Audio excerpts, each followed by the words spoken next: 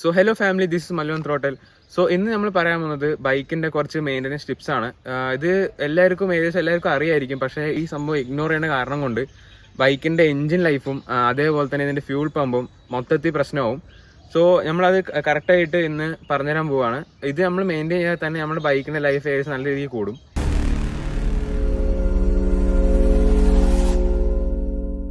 ഏറ്റവും മെയിനായിട്ട് ഈ ഫ്യൂൽ ഇഞ്ചക്ഷൻ വണ്ടികൾക്ക് ഏറ്റവും കൂടുതൽ പണി വരുന്ന ഒരു കോമ്പോണൻ്റാണ് ഇതിൻ്റെ ഫ്യൂൾ പമ്പ്. സോ നമ്മൾ അതിൻ്റെ ലൈഫ് കിട്ടാൻ വേണ്ടിയിട്ട് ഏറ്റവും മെയിനായിട്ട് ചെയ്യേണ്ട ഒരു കാര്യം എന്താ വെച്ച് കഴിഞ്ഞാൽ, വണ്ടി നമ്മൾ ഫസ്റ്റ് സ്റ്റാർട്ട് ആക്കുമ്പോൾ ഇതിലൊരു സൗണ്ട് കേൾക്കാം. നമുക്ക് ആ സൗണ്ട് വന്നിട്ട് മാത്രമേ നമുക്ക് വണ്ടി സ്റ്റാർട്ട് ആക്കാൻ പറ്റുള്ളൂ. ഒരു 3-4 സെക്കൻഡ് ആ ഒരു സൗണ്ട് ഉണ്ടാവും. അത് കഴിഞ്ഞാൽ നമുക്ക് ജസ്റ്റ് സ്റ്റാർട്ട് ആക്കാം. സോ ഞാൻ ആ സൗണ്ട് കേൾപ്പിച്ചു തരാം നിങ്ങൾക്ക്. സോ ഈ ഒരു സൗണ്ട് വന്നിട്ട് ശേഷം മാത്രമേ നമുക്ക് വണ്ടി സ്റ്റാർട്ടാക്കാൻ പറ്റുള്ളൂ. കാരണം ആ ഫ്യൂൾ പമ്പ് ആ പെട്രോളും കാര്യങ്ങളുടെയും ആ ഒരു പ്രഷർ അവിടെ ബിൽഡപ്പ് ചെയ്തുകൊണ്ടിരിക്കുക. സോ അത് കഴിഞ്ഞിട്ട് വേണം നമ്മൾ വണ്ടി സ്റ്റാർട്ടാക്കാൻ. അതിന് മുമ്പ് നമ്മൾ ഇഗ്നിഷൻ കൊടുത്ത് ത്രോട്ടിൽ കൊടുത്തു എന്ന് വെച്ച് കഴിഞ്ഞാൽ ഫ്യൂൾ പമ്പിൻ്റെ കേടാനുള്ള ചാൻസ് ഭയങ്കര കൂടുതലാണ്.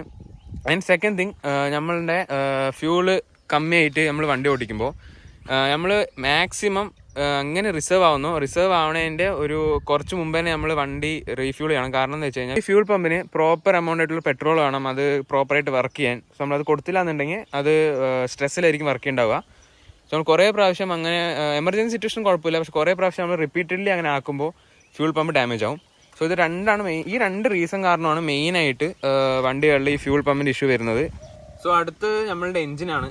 എഞ്ചിനിൽ നമ്മൾ എപ്പോഴും എഞ്ചിൻ ഓയിൽ നമ്മൾ ചെക്ക് ചെയ്യണം. ഒരു 3000 to 4000 കിലോമീറ്ററിൽ എന്തായാലും നമ്മൾ എഞ്ചിൻ മാറിയിരിക്കണം. കാരണം ഇന്ത്യൻ റോഡും ഇവിടുത്തെ ക്ലൈമറ്റിക് കണ്ടീഷൻ കാരണം പെട്ടെന്ന് വരേണ്ടത് സംഭവിക്കും. ഓയിൽ പെട്ടെന്ന് ബ്ലാക്ക് ആവാനെല്ലാം ചാൻസ് ഉണ്ട്. അപ്പോൾ നമ്മൾ ഇടയ്ക്കിടയ്ക്ക് എഞ്ചിൻ ഓയിൽ ചെക്ക് ചെയ്യണം. ഇതെവിടെ നമുക്കൊരു ട്രാൻസ്പെറൻ്റ് ആയിട്ടുള്ളൊരു ഗ്ലാസ് തന്നിരിക്കുന്നത് എഞ്ചിന് ചെക്ക് ചെയ്യാൻ വേണ്ടിയിട്ടാണ്. ഇത് നമ്മളിപ്പോൾ വണ്ടി സൈഡ് സ്റ്റാൻഡ് ഇട്ടുകൊണ്ടാണ് നമുക്ക് കാണാത്തത്. നമ്മളിപ്പോൾ വണ്ടി സെറ്റിലായി കഴിഞ്ഞ് കഴിഞ്ഞാൽ ഇവിടെ പകുതിക്ക് ഈ 2 വര ഉണ്ടോ, ഈ 2 വരൻ്റെ നടുക്കായിട്ട് നമുക്ക് എഞ്ചിന് നിൽക്കണം. ഈ ബോട്ടം ലൈനിൻ്റെ താഴോട്ട് എഞ്ചിനിൽ വന്നു എന്ന് വെച്ച് കഴിഞ്ഞാൽ നമുക്ക് സഡൻ ആയിട്ടുള്ള റീഫില്ലിൻ്റെ ആവശ്യമുണ്ട്. അതേപോലെ ഓവർ ആകാനും പാടില്ല. ഇതിൻ്റെ നടുക്ക് വേണം എഞ്ചിനിൽ നിൽക്കാൻ. സോ അടുത്ത നമ്മളുടെ എഞ്ചിനിൽ പണി വരാനുള്ളൊരു ചാൻസ് എപ്പോഴാണെന്ന് വെച്ച് കഴിഞ്ഞാൽ, നമ്മൾ രാവിലെ എണിച്ചിട്ട് വണ്ടി കോൾ സ്റ്റാർട്ട് ചെയ്യുമ്പോൾ എഞ്ചിൻ്റെ അവിടെ ലൂബ് ഉണ്ടാവില്ല. ഒരു കോമ്പോണൻറ്റിലും അവിടെ ലൂബ് അവിടെ ഉണ്ടാവത്തില്ല. സോ നമ്മൾ ഡയറക്റ്റ് സ്റ്റാർട്ട് ചെയ്യുമ്പോൾ അവിടെ വേറെ സംഭവിക്കാനുള്ള ചാൻസ് വളരെ ഹൈ ആണ്. സോ നമ്മൾ മിനിമം ഒരു 2 to 3 മിനിറ്റ്സ് വണ്ടി സ്റ്റാർട്ടാക്കി ഐഡിയൽ നിർത്തിയാൽ മതി.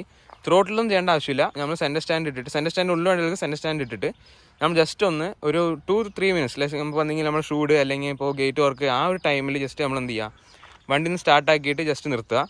സോ നമ്മളുടെ എൻജിൻ പ്രോപ്പറായിട്ടുള്ള ഒരു ഒപ്റ്റിമം ടെമ്പറേച്ചർ എത്തും. എൻജിൻ ഓയിൽ മൊത്തം സർക്കുലേറ്റൊക്കെ ആവും. സോ അങ്ങനെ എത്തിക്കഴിഞ്ഞാൽ നമുക്ക് വണ്ടി സ്റ്റാർട്ടാക്കിയിട്ട് പിന്നെ റൈഡ് ചെയ്യാൻ കുഴപ്പമുണ്ടാവില്ല. അല്ലെങ്കിൽ നമുക്ക് വണ്ടിൻ്റെ ഉള്ളിലത്തെ ഓരോ കോമ്പോണൻസിന് എഞ്ചിൻ്റെ ഉള്ളിൽ കുറേ ടൈനി ആയിട്ടുള്ള കോമ്പോണൻസ് ഉണ്ട്, അതൊക്കെ നമുക്ക് ഡാമേജ് ആവും. സോ നമുക്ക് കുറേ പേർക്ക് ഒരു ഹാബിറ്റ് ഉണ്ട്. നമ്മൾ ഈ ഇങ്ങനെ വണ്ടി റൈഡ് ചെയ്യുമ്പോൾ ഈ 2 ഫിംഗേഴ്സ് ഇവിടെ വെച്ചിട്ട് ഇതിനെ നമ്മൾ കുറച്ചിങ്ങനെ പ്രസ് ചെയ്തിട്ട് ഇങ്ങനെയാണ് നമ്മൾ വണ്ടി ഓടിക്കാറ്. ഇങ്ങനെ ചെയ്യുമ്പോൾ എന്താ സംഭവിക്കാന്ന് വെച്ച് കഴിഞ്ഞാൽ, ഈ ക്ലച്ച് നമ്മളുടെ വണ്ടിൻ്റെ ക്ലച്ച് കത്തിപ്പോവും. അത് നമ്മൾ അറിയത്തില്ല. നമ്മളത് എഞ്ചിൻ എന്തെങ്കിലും കാരണവശാൽ അയക്കുമ്പോഴോ അല്ലെങ്കിൽ ഇങ്ങനെ ക്ലച്ചിൻ്റെ ഒരു ഇഷ്യൂ വരുമ്പോഴാണ് നമ്മളത് അറിയുക.